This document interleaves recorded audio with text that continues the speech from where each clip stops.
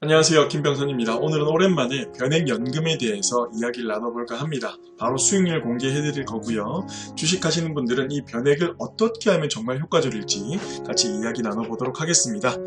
자, 이야기 나눌 순서는 수익률 공개 먼저 해드릴 거고요. 자, 변액이 욕을 먹어온 이유가 분명히 있을 거예요. 그 이유에 대해서 짚어드리고, 그러면 도대체 어떻게 변액이 변신을 했길래 이렇게 수익이 난 걸까?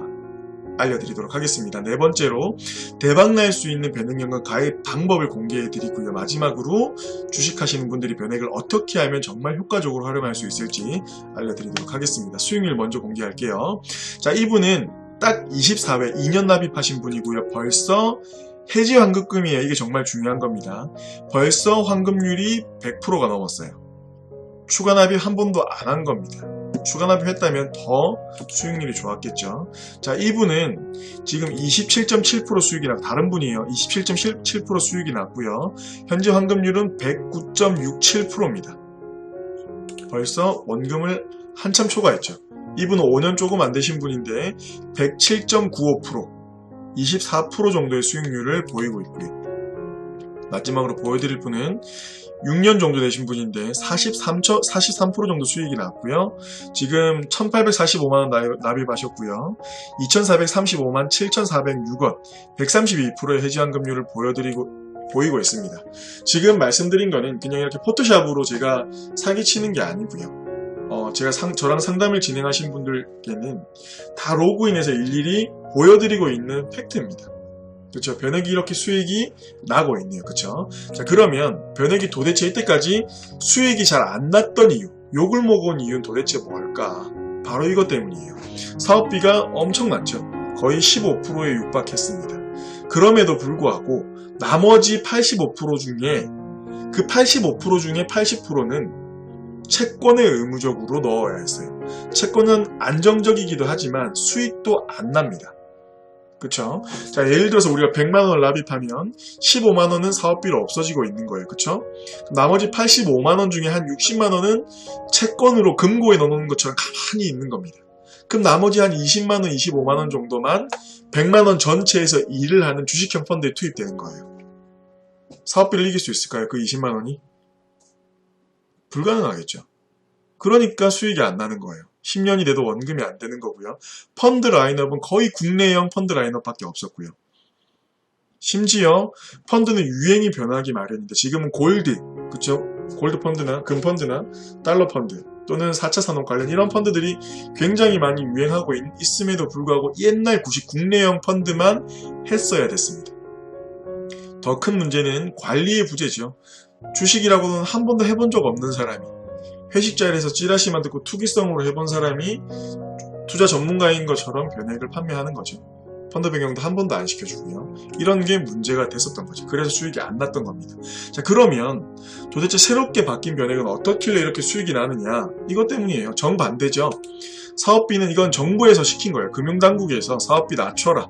그래서 설계사들의 이 저축성 보험 수수료가 떨어졌고요. 그래서 종신보험을 저축성으로 속여서 많이 파는 겁니다. 사업비 지금 10% 넘는 곳이 거의 없어요. 그쵸? 굉장히 사업비는 낮아졌고요. 채권 의무 비중도 제로입니다. 채권을 안 넣어도 되고요. 시장 상황에 따라서 채권을 섞어 넣어도 상관없습니다. 펀드 라인업은 다양해졌죠. 4차 산업펀드 들어왔고요. 베트남도 들어왔고요. 차이나 본토 들어왔고요. 금펀드, 달러펀드, ELS, 리츠펀드, 부동산까지 다 들어와 있는 상태입니다. 지금 들어온 게 중요한 게 아니죠. 앞으로 미래에 신규 펀드를 계속 넣어줘요. 예전에 가입한 사람도.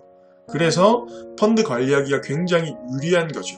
이 관리 문제는 예나 지금이나 똑같아요. 전문가한테 맡겨서 관리를 받으면 변액은 수익이 나는 겁니다. 자, 예를 들어 볼게요. 자, A씨와 B씨가 있습니다. 둘 다 1억이라는 돈을 10년 동안 납입을 하는데 A씨는 변액에 납입을 할 거고요. B씨는 펀드에 납입을 할 거예요. 증권사를 통해서. 자, 근데 이 두 개는 같은 펀드예요. 변액이라고 하는 것은 보험사 상품이라서 펀드를 만들 수 있는 기능이 없어요. 증권사에 만든 것 중에 좋은 거를 채택해서 넣어두는 것 뿐이에요. 펀드 라인업에. 그래서 A 펀드와 B 펀드는 같은 펀드라고 가정을 해볼게요. 자, 그때 변액으로 1억을 투입하신 분은 10년 동안 약 1,000만 원의 사업비를 내시게 됩니다. 펀드에 투자하는 B씨는 어떨까요? 10년 동안 약 100만원의 수수료를 내게 됩니다. 1% 정도 되죠. 굉장히 저렴합니다. 그래서 100% 수익률, 그쵸? 원금이 2배 되는데 걸리는 시간이 변액보다 조금 더 빠르네요. 자, 그러면 이렇게 1억을 벌었을 때, 추가적으로 장기적으로 둬서 1억을 벌었을 때 B씨, 펀드에 투자한 B씨는 얼마의 이자소득세, 세금을 내야 될까요? 1억에 대해서 2천만원까지는 15.4%의 이자소득세를 내고요.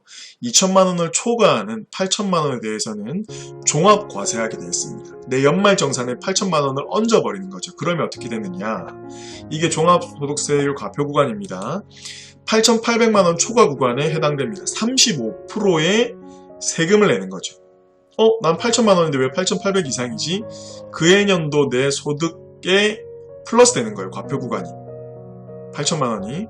그래서 이거는 내 이자 8천만원이 35% 세금을 내야 되는 거 플러스 그해 년도 내 연말정산 과표구간이 15%에서 35%로 늘어난다라는 아주 세금 폭탄적인 내용이 섞여 들어가 있는 거예요. 자, 아무튼 각설하고 이 1억에 대해서는 거의 종합해보면 30%에 육박하는 세금을 내야 되는 거죠. 자, 그러면 토탈 종합적으로 볼게요. 이 BC, 펀드에 투자한 B씨는 이 정도의 세금을 내고요. 100만원의 수수료를 내는 겁니다. 플러스 되는 거죠. 자, 그러면 변액은 어떨까요?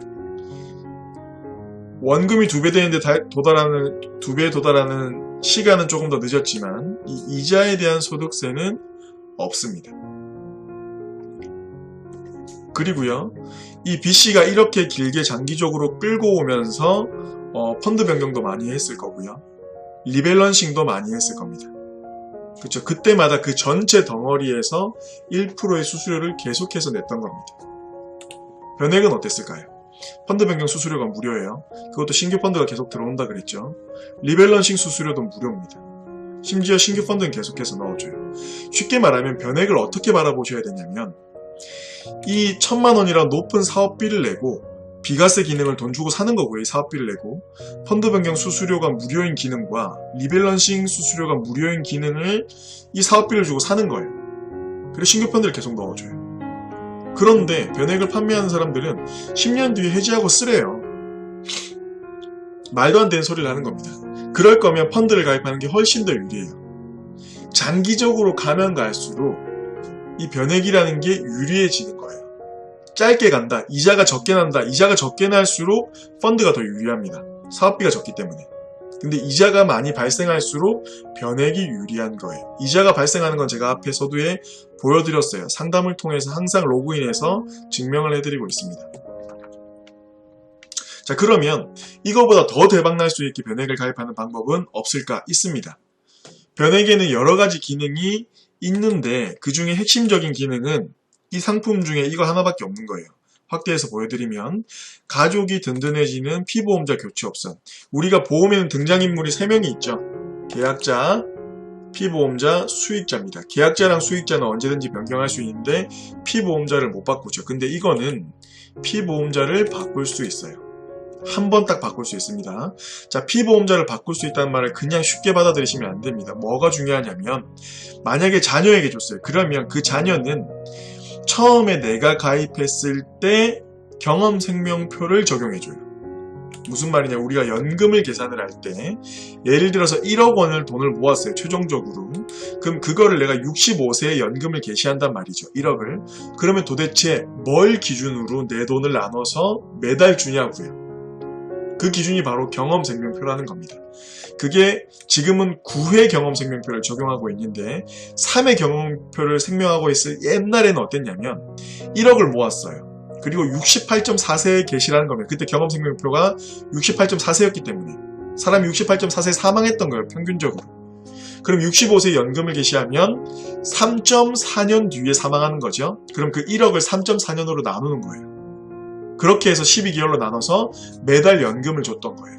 근데 6회차 때는 어땠냐?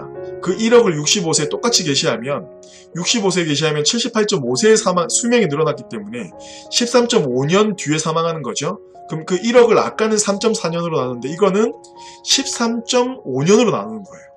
똑같은 돈을 모았는데 6회 경험생명표가 적용되기 때문에 훨씬 적은 연금액을 받게 되는 겁니다. 자, 그러면 지금은 9회라 그랬죠. 이게 3년마다 나오고 있는데 계속해서 이렇게 경험생명표가 늘어났습니다. 평균 수명이 늘어났으니까. 지금은 남자는 83.5세, 여자는 88.5세예요. 둘이 똑같이 사망한다고 가정했을 때 남자가 가입하는 게 똑같은 금액을 모아서 더 유리하다는 거죠. 그렇죠. 자, 근데 우리 자녀는 어떨까요? 그때쯤 되면 아마 걔들이 연금 가입할 때쯤 되면 한 10몇 회에서 15회차 이렇게 나와 있겠죠. 상품이. 근데 엄마가 가입해가지고 이걸 비과세로 계속 쓰다가 내 그 포트폴리오의 비과세 펀드 툴로 쓰다가 우리 자녀한테 계약자 수익자도 바꿔주고 피보험자까지 바꿔주면 이 부모가 가입했을 당시 이 경험생명표를 적용해 준다고요. 그러면 자녀는 나중에 연금 개시할 때 완전 대박이 날 수 있는 거겠죠. 평균 수명은 더 늘어나 있을 거니까. 그럼 종신연금형으로 받으면 굉장히 유리할 수 있다는 겁니다. 요거 꼭 체크하시면 좋을 것 같아요. 상품이 궁금하신 분들은 여기 위에 문의 주시면 될 것 같습니다. 자, 그리고 마지막으로 제가 말씀드렸던 변액을 활용할 수 있는 방법. 요거는 우리가 이렇게 봐야 돼요.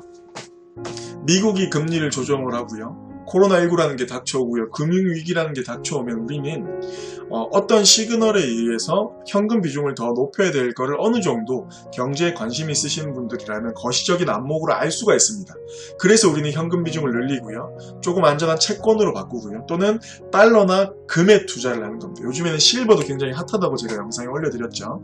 그때 주식에 들어가 있던 분들은 이 금펀드나 달러펀드나 채권에다가 투자를 하면 돼요. 돈을 놀리고 있는 게 아니라. 어차피 비과세고요. 그쵸? 그리고 또 찾을 수가 있잖아요. 그래서 시장이 좋을 때는 또 이거를 인출해서 수수료가 없으니까 주식에 투자를 하고요. 주식에서 또 시장이 조금 안 좋다고 할 때는 빼가지고 이쪽 비중을 좀 늘려주는 거예요. 금이나 달러. 물론 여기는 인덱스도 있기 때문에 일정 부분은 계속해서 수익을 내고 하고 있고요. 그렇게 해서 계속해서 티키타카 이렇게 관리를 해가면 전반적인 포트폴리오가 굉장히 안정적으로 운영이 될 수 있는 효과가 있다는 거죠. 그렇게 하다가 잘 쓰다가 우리 아이한테 물려주는 거죠. 그러면 그 아이가 연금을 개시할 때는 정말 대박인 거예요. 이해가시죠? 변액연금을 바라볼 때 주식이냐 변액연금 이렇게 바라보는 건 아니에요. 그냥 내 포트폴리오 안에 비과세라고 하는 인덱스 펀드 그리고 금이나 달러 펀드 이런 거를 운용할 수 있는 괜찮은 비과세 펀드 툴이 있다라고 바라보시는 게 적합할 거라고 생각을 합니다. 제대로 된 변액을 원하시는 분들은 여기 위에 있는 이쪽으로 연락 주시면 될 것 같고요. 특히 이런 분들이 연락 주시면 도움이 많이 될 것 같습니다. 노후 연금 부족이 예상되시는 분들, 비과세 펀드를 평생토록 이용하고 싶으신 분들, 자녀에게 9회 경험 생명표 연금 상품을 선물하고 싶으신 분들은 망설이지 마시고 여기 연락처로 연락 주시면 친절하게 상담에 응해드리도록 하겠습니다. 김병선이었습니다. 감사합니다.